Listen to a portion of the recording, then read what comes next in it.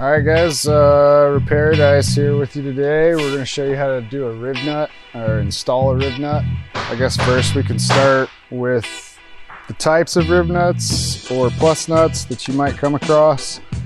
There's flanged and ribbed. There's plus nuts that kind of fold like your wall anchors would. And then you have your steel and aluminum Rivnuts. It's a pretty straightforward process. There are a few different tools you can buy to do this. So depending on your resources, you might choose one or the other. They also have their drawbacks as far as, you need quite a bit of room in order to use this pull one. They do make hand pulls that are more like the gun style where you would grip it. This is a pneumatic one, uses air. So if you have air tools and you have an air compressor, you can always grab a pneumatic. This is kind of one of our favorites though. It's made by Astro, I believe.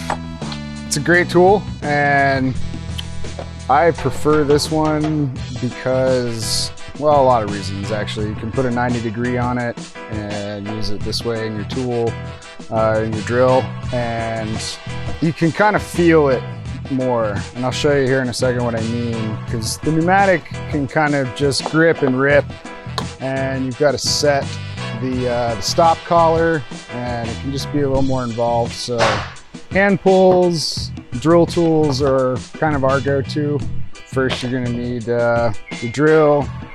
I prefer doing pilot holes. I've already kind of done one there, but I don't like trying to blow a big hole into a little tiny piece of steel like that. It's, let's see, we can see the glasses. Yeah, it's just not, it's not always beneficial. You can get a lot of big burrs and stuff like that. So I'll just kind of slowly step the hole up to the size that I need. And I guess while I'm talking about that, I can go ahead and say that the hole size is important. You want to get the hole size right because you don't want too much slop with your Rivnut. It is difficult.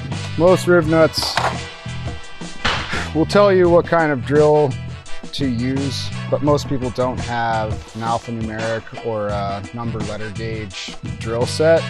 So you've kind of got to feel it out, find the one that's closest, and then maybe kind of waller out the hole a little bit to get it just right.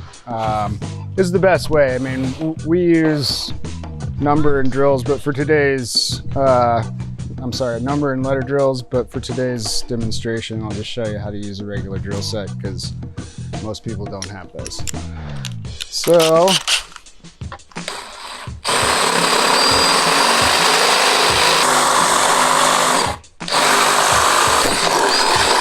one's fighting me. All right, so we're gonna start here. This guy, I'll show you all the tools, but I'll show you why this one's my favorite. It's nice and easy, just throw it on the drill, back it out. Comes with all the different sizes that you probably will use. I think it's important to set your drill chuck back. You don't want to slam it down and pull the threads through. So, you just spin it on, set it in the hole, and you can see it was a nice, mostly tight fit. And what I like about these, well, maybe need to set a little higher, is that you can really feel, with the trigger when the Rivnut is set. You back it out, and that's that. It's pretty much that easy.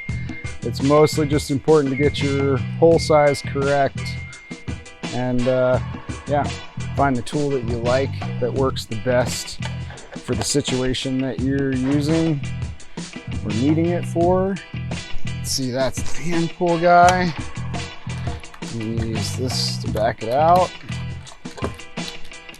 And then your pneumatic.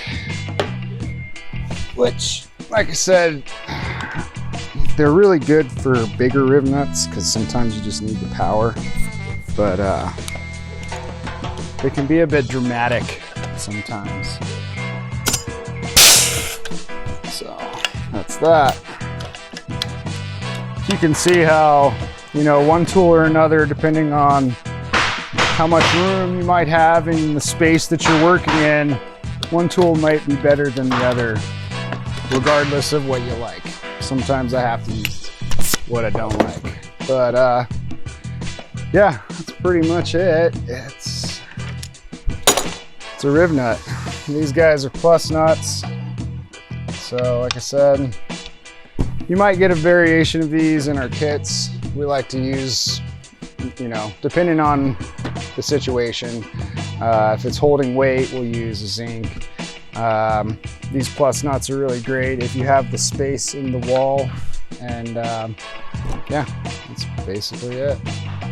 All right, guys, one last little quick tip. When you're working in your vans or trailers, they might not have the wall thickness that you have in your house, obviously. So you want to make sure that your drill like this doesn't go all the way through a short wall and you end up with a drill bit through the outside of your van or just poking through or whatever. So you can always buy drill stops. They're nice. They have like a little spring on them, but I think it's nice and easy just to rig up a little piece of tape. And there you go, it stops it right where you need it.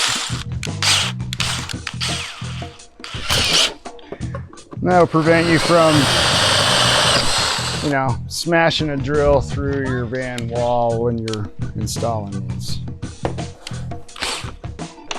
Guys, comment below, like, subscribe, ask us, you know, whatever you need. If you want to do another more in-depth on, like, say, how to set the collar stop or whatever.